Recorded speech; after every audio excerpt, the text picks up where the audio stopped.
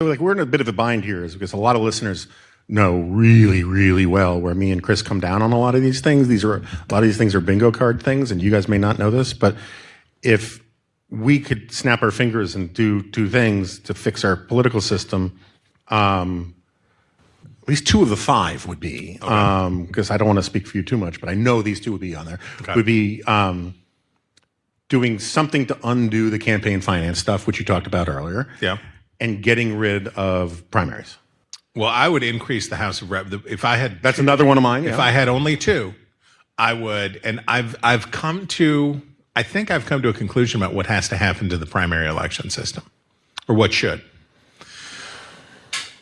Nonpartisan, multi-partisan, transpartisan primaries with top two finishers. And I think you can rank choice the primary, but not the general. But I think put everybody in the same pool at the beginning, the California system, and the top two that come out, that's who goes to the general. I think having it be a runoff, the general as runoff, is where I have landed, because I know I won't get what I want. What I want would be to not have elections for the parties to choose their nominees, but for the parties to choose among themselves, whether it be by caber tossing or feats of strength, or just smoke-filled rooms, whatever, don't care.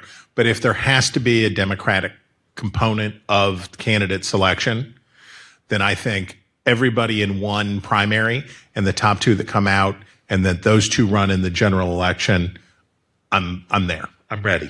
I want it. Yeah, and you're just letting practicality intrude in if we're casting wishes here, it's they bring back conventions and smoke-filled rooms.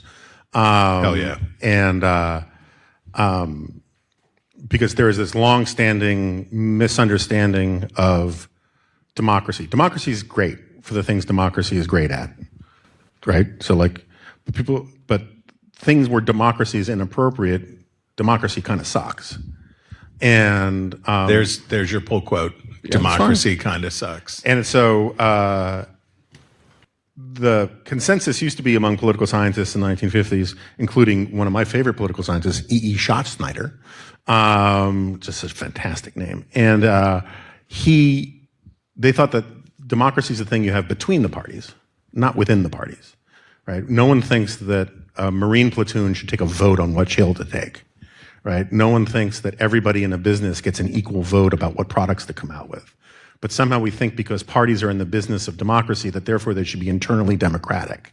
And what that has done is that has created a stranglehold among primary voters who are, there's some great social science on this, are actually don't like their own party very much.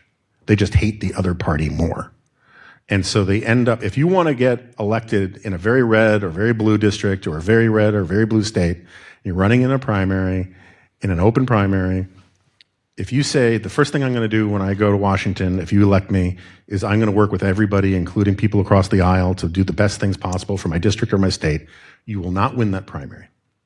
If you say, in AOC's district or in Marjorie Taylor Greene's district, the first thing I'm going to do when I get to Washington is I'm going to rip the heads off the opposition and use their skulls as a war goblet, you very well may win the primary. And that creates an incentive structure that sucks.